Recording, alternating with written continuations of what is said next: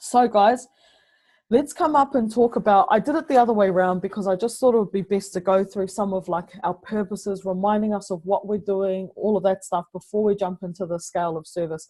So this is pretty powerful stuff. I've actually been rolling it out in my work at the moment. I designed it for, coaching clients, but I like literally had to use it at my work because this is a big problem where people sort of, you know how you get people and they're like, yeah, no, sales is just not for me, and they just cut themselves off from it. Or maybe they just come in with one hat and that's all that they're capable of. And it's like, what I'm teaching here is that we can be flexible in how we, handle ourselves in a sales conversation or in any kind of conversation. So what I'm going to run through is how the scale works. So on one side, we've got self-focused, okay? And on the other, we've got others focused. Great. You can see that all good. I'm just going to move you over a little bit. Bring this down. Okay. So why we've got this little lady here with us, okay, is because this is us, right? And this is where we want to be. We want to be in the middle. It's as if when we have sales, now this is what you would use in any kind of sales conversation, right? But it's more looking at who we need to be rather than what we need to do. So this scale of service is all about understanding who we need to be in any given moment based on the conversation. And I'm going to show you how we sort of traverse and move through this scale, okay, effectively. And I'll get some, I'll be asking some questions along the way, but I'm just going to unpack this all for you now and then we can talk about it. So on the left-hand side, we've got, let's just draw out a bit of a scale. 1, 2, 3, 4, 5. Right, 1, 2, 3, 4, 5, and then the other way, 1, 2, 3, 4, 5. Cool. So 3, 4, 5. All good. So on the self-focused side of our scale, these are people or the tendencies, right? The tendencies or the attributes, the properties, or the energy around this side of the scale are people who are very, they're out to win at all costs, right? Very self-focused, out to get the win, get the sale, get it done, right? Potentially some attributes are like they're egotistical, or maybe they're like very, like they won't let go of their views very easily, very self-assured, maybe can come across arrogant, right? Direct.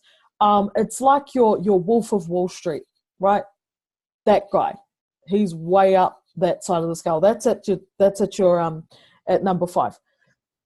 Now, this side of the scale is typically or traditionally, if we look at it like a traditional sales sort of character, but in traditional sales, this would be your salesperson.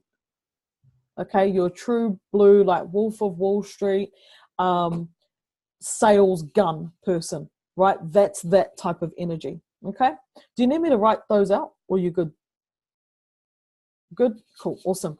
Now, on the other side, traditionally, this is what it's like the archetype of the customer service person, right? So it's customer service.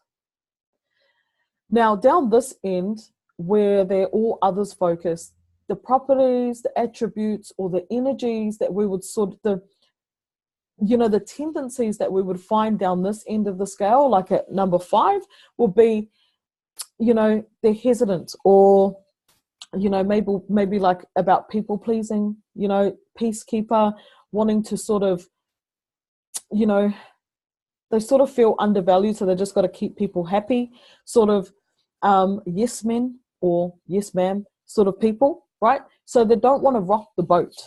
So down this end of the scale is where it's the energy of being customer service. Now, when I'm giving you these like traditional energy types or archetypes, does it make sense? Like if you picture someone in customer service, right? It's all about the customer. The customer's always right, that type of thing, yeah? And then down the other end, we've got the archetype of just get it done, right? Money by any means, going to win at all costs. It's like they love you while they need to know you, and then once they don't, it's done, right? On to the next, right? So with these, with the scale, so in the middle, we have got, sorry, I haven't written them down, but I trust you get it. So in the middle is where we want to sit, okay? And I'll map out how this all makes sense. But we want to have balance, okay? So let me write down a few just for you. So it's sort of like win at all costs, right? And this one's sort of like people pleaser.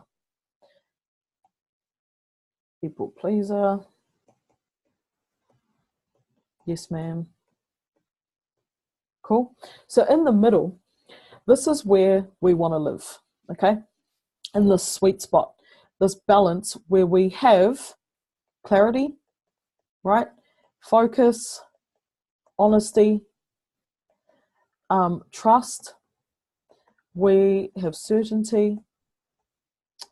We have confidence, right? And we are assured. So it's this place of being where we can back ourselves.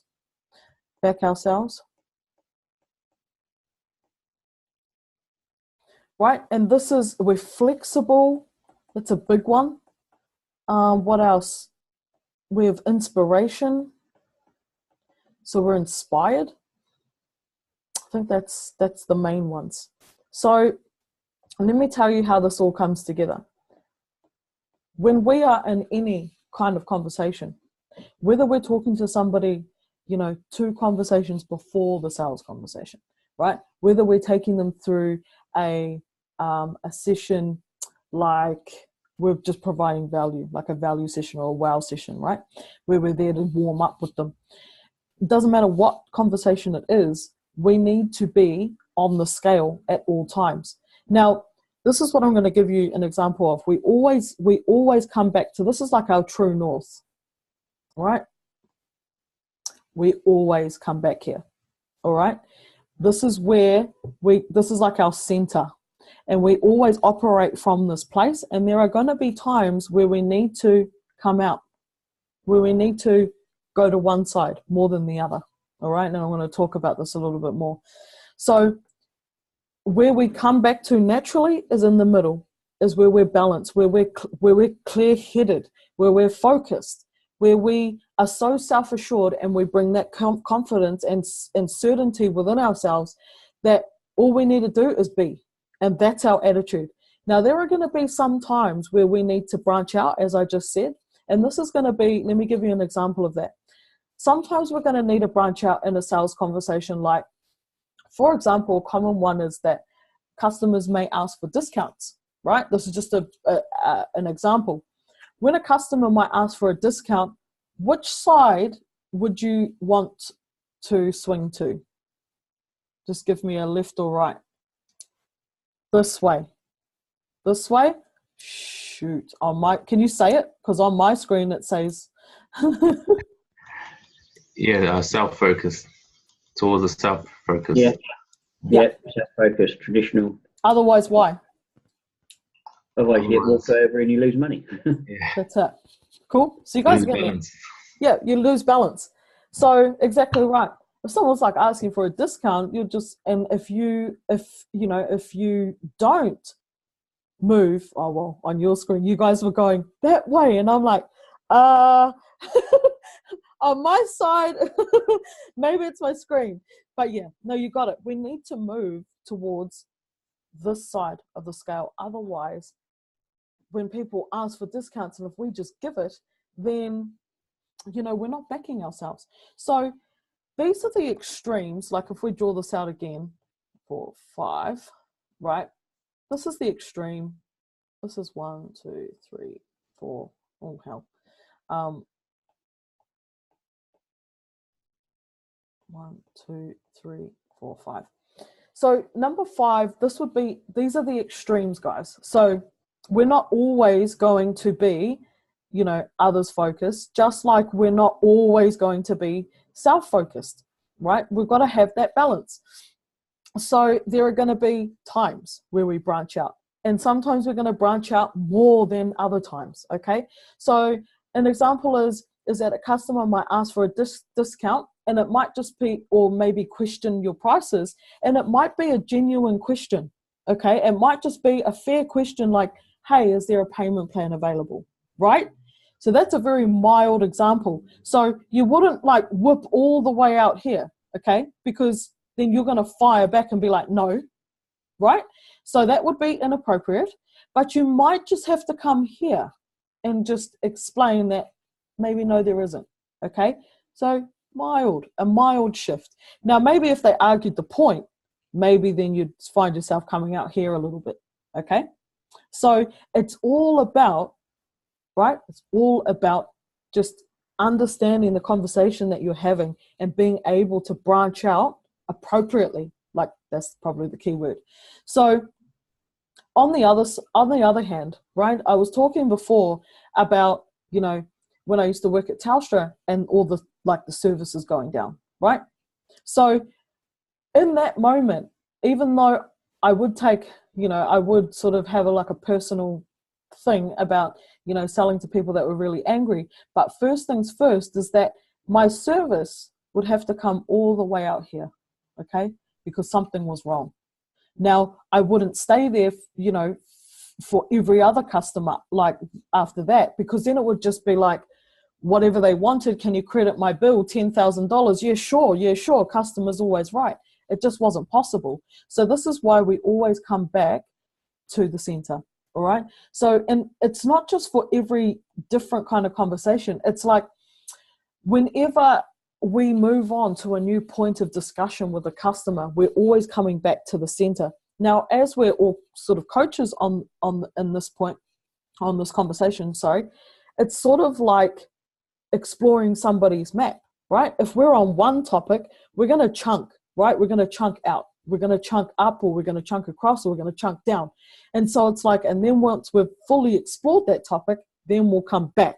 We'll come back here and we'll explore something new. All right. So it's like at every point in the discussion, or for every new topic, we come back to the center and we regather ourselves. We become, we get that clarity about us. We come back and we get that focus. When we're assured we're backing ourselves and we're ready to go into the next topic. So this is how we move through and talk to people, and this is how we build trust, because when we are able to back ourselves truly and have certainty in ourselves and what we're doing, because we know all of this stuff about ourselves, then when we have the certainty and confidence about ourselves to be able to be balanced, that actually brings a lot of confidence in the person towards us. So to be able to balance back and forth, traverse through this scale, will actually help your sales processes. So with that being said, just jump off mute and we're just going to talk about this one a little bit, maybe if you have any examples. But what are you understanding, and what's landing as I go through this, or do you have any examples? Yeah, I've got a couple examples. Hit me. So early on, a couple examples, one from each side of the scale. So early on in the sales process, as I'd go through it, I was a little bit too much self-focused. So as much as I was curious about them, when I would find spots that I could call them out on, so where I needed them to go, I was a bit too direct. So we went through the process, but being too direct or being too self-focused meant that even after the conversation had left, there was still a bit of sense of yeah, like a little bit of disconnect there. And so then I changed the process to being more about them. So turning up so for example, with disc, I was being too much of a D energy, and then I decided to switch to more of a S energy, so mother archetype, caring, and that swung me to the other side, to the people pleaser side. And what that meant with the sales conversation is I left too much uncertainty, because I was where I needed to direct them a bit more towards the end. I was still being sounded caring and leaving a lot of uncertainty. So that was a couple examples, and from those two examples, it really helped me to shift to where I needed to be now. Yeah. Beautiful. So yeah, no, I love those examples, and it's just like, so the whole point of taking you through the scale of services is to have you understand and resonate with that, even though we are, a certain energy, if we understand the disc energies, and I know you both do, but even if we are traditionally a certain energy type or an archetype, or if in our previous careers we've been really strong at customer service or really strong at being a salesperson, it doesn't mean shit. We need to move through the scale irrespective, because the people we're talking to aren't, right? Some people are going to need a little bit more directness. Some people are going to need to be a little bit more handheld. On some days of the week, the same person can need a different kind of, approach. So we need to ditch because you talk to people and they're like, yeah, I've got a sales background of this much, and I'm a real gun. And it's like, yeah, cool. But I can automatically already tell what that means for when somebody needs your help, So it's just like, we need to be able to become flexible to be able to move through the scale and adjust it, just like you have in those examples you gave, when we need to. Yeah. As you've been sharing this, I took it into a different perspective, because I've seen a little bit of presentation you've done on this model before, and the way that I was applying this model was in terms of getting the client to sense where they are. Yeah, so getting the client to see if they felt like they were more in this area, or I'd give them the feedback on where with their language, what they were, where they seemed to be, so that they'd have the awareness of where they needed to move towards. And again, that kind of giving that feedback as you're doing now, it positions you as the expert, because they're not aware of this. But you sharing this and going through this now, it's seeing where I need to be. So keeping that balance. So. Yeah, and it's like every time we pick up the phone, right? So if we think about it, every time we have these interactions, in the middle is where we start, right? In the middle is where we start. Every time we talk or we start a new topic with the same person, in the middle is where we start. Even if, somebody does ask for, a discount, or maybe makes a statement that our prices are so high, maybe we do need to stretch out and become a little bit more self-focused to protect our brand, otherwise we're going to drop our prices down to $100, and then what, right? Then we can't feed anyone. And so it's like, we need to protect ourselves a bit and push out. And then once that conversation is wrapped up and done, then we come back to the center and we start talking about whatever else we need to talk about. So awesome. I'm glad that landed for you this time around, Seal, and on a different level, or on a different, on a different level. So cool. Thank you. Steve? Yeah, I see this as behavioral flexibility, and being able to hear what the client's saying. So, and then adjusting your approach to meet their expectations. But also, it's not just meeting their expectations; it's managing their expectations. So, absolutely, where they say, "Do you have a sales, a payment option?" You could go in and go, "Yes, we do." And then if they say, "Okay, so if I offered you $100 a week, would that work?" And you'd be like, "Nah, and you need to step up then to the self-focused side and go, "Look, I don't think you quite grasp the value of what it is that I'm trying to give you. This is going to be an investment of yourself at around $250 a week. If you think that's too much, then you need to have a look at your values around how you hold yourself and stuff like that." Yeah. And then see where the conversation goes from there. But like you say, keep returning to the middle, keep going back to the middle ground, and then you got the ability to move either side as the conversation ebbs and flows. Yeah, absolutely. The way I look at it is like, don't hold a grudge on anything, right?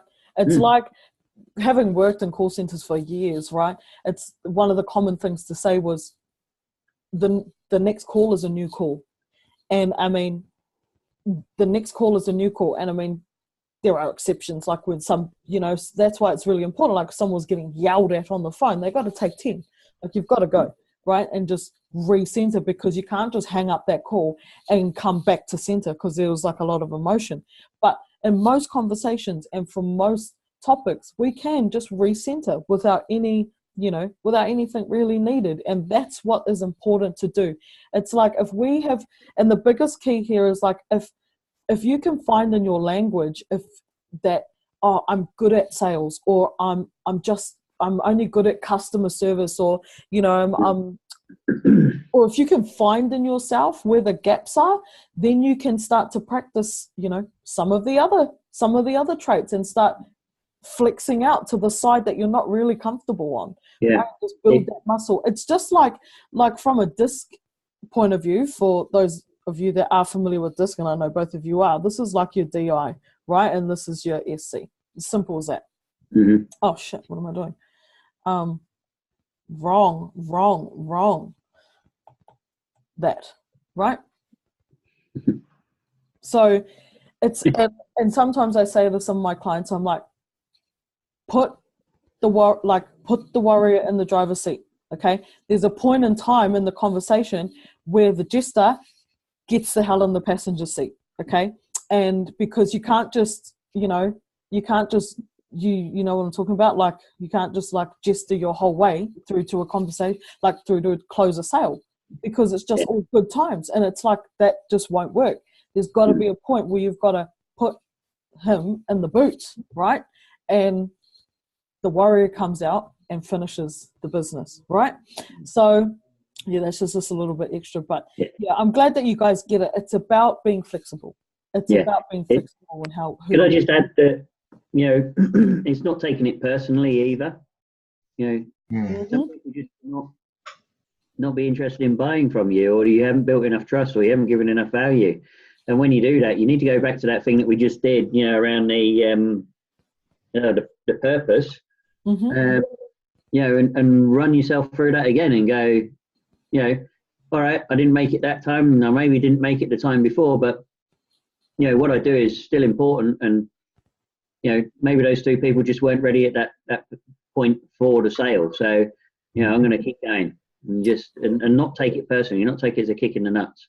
That's it. And I love what you're saying there, Steve, because when we go through like the actual systems that you can apply and use in sales, this is going deep, but this is going to be an awesome resource, because there are going to be times where we need to go back into the same person, because to take ownership of where we may have, as Seal was pointing out, that, you found some gaps in your process in the past, right?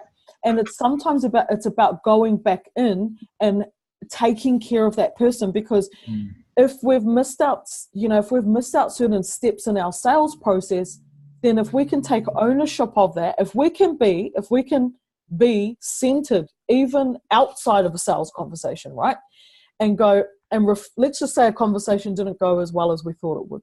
Okay, in this example, we hang up the phone, we go away, and we think about, why didn't that sale close, or why didn't it go the way that I thought it would go? If we can get centered here when we're thinking about it, bring clarity, honesty, like certainty, right? Be flexible with the answers that come up for ourselves. And if we realize that we've left something out of the sales process, like we didn't ask them a certain question that was paramount to closing the sale, for example, then in this space of balance and like equilibrium, like where we're in the middle, right? We can go, you know what? I didn't take care of that person properly. I didn't take care of them fully. If I had have asked that question, then they would have been 110% clear on their problem. Maybe I need to pick up the phone and go back in and have that conversation again and fully take care of them. Otherwise, it's like you've just done 95% of the work with this customer during a sales call, and they're like 95% sure on their problem, and they're like, just somebody ask me that one question and I'll buy. And if we haven't fully taken care of them, we've just like set somebody up and they now realize their problem and we've just let them go, right? So sometimes this process is awesome for getting us focused and bringing us that clarity so that we can even be honest and go back in and take ownership where we may need to. So, thanks for sharing that, Steve. Was there anything else you wanted to add, man? I sort of just started rambling. No, that's all good. Cool. I think also you need to have the courage to be able to do that. To admit that you've dropped the ball somewhere along the line and to own up to that shit. So yeah. Nice. Awesome. Yeah, add that one down on your list. Absolutely. To have the courage to do it and to be honest about it. Yeah. Because I think this is just this operating from this center space is actually really beautiful, because what it does is it shows your prospects that you respect them, but you also respect yourself. Yeah, you respect your brand, like you're all about this right here, okay? And you respect it, you love it, and know you won't be giving it away for $100. And it's like you're backing yourself because you know what you do and you know what your purpose is. So that's just a really, I think it's so necessary to run through and looking at our attitude, who we're being in the sales process, okay? And what our job is as the salesperson or as the consultant when we're having sales conversations. Rather than just jumping straight into okay, this is how you close stuff. This is how this is what you say and this is what you do. This is how you understand other people. We need to first shine a light on us and our attitude. So if you want to, let's wrap up. And if you have any questions or any comments, you can feel free to share, because we are pretty much done. That's the end of it. What did you enjoy about that session? Well, I've learned a hell of a lot, and gained new insights and new perspectives on some things, and especially I think two things, two big ones came up for me. One was applying that scale in the sense of when being pulled in one direction to a certain degree, I can turn up that balance by just turning it up a notch to keep that balance. Whereas sometimes I would go a little bit more to the other scale, or maybe not enough. So just keeping that balance. That was a great insight for me. And also after the sales conversation, so being able to take ownership of the balance even after it. So that's given me another level and insight to go into. So even for that's some things I can apply now, because even with those two examples, one of those examples I hadn't exactly gone back to earn that. So I've earned it and applied it on different clients, but to go back to that original conversation will be, to take it all the way back there and earn that will be cool to do. Yeah, beautiful. And the way I said, the faster we can own it. And I mean, I've had my times where when I first started selling and I've realized it too late, right? And I'm not going to go back 5 months later and be like, hey, that conversation, because that would be random.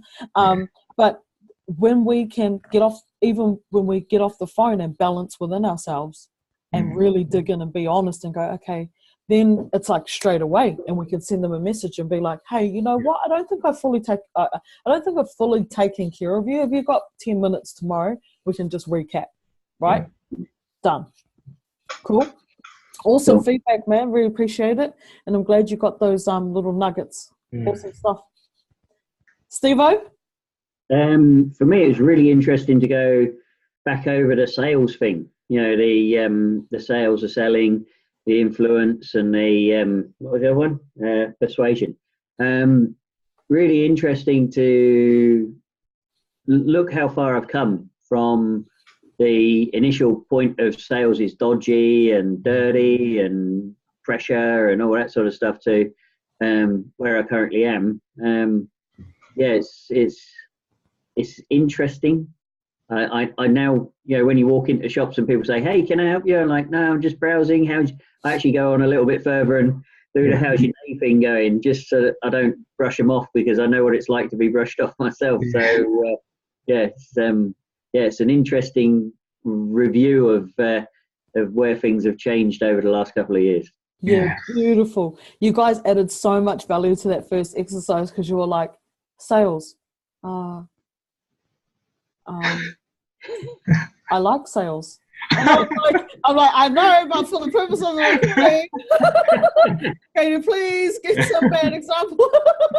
So it was actually really cool that you guys would this is a class about, this is the training about the attitude of being the soul, like this having a sales attitude that is cool. And you guys are, I'm like, so dig into like what sales feels like, and you're like, sales. Like sales. Like, yeah, okay, when you didn't like sales. So it's actually showing people like what is possible now. It's like, yeah, of course, we can dig out what it used to feel like. And we're all sharing here that, you know, it wasn't always that way, right? But now here we are, and we're struggling to think of bad connotations to sales. So that is epic evidence. That's epic stuff. Yeah, I love that. Cool.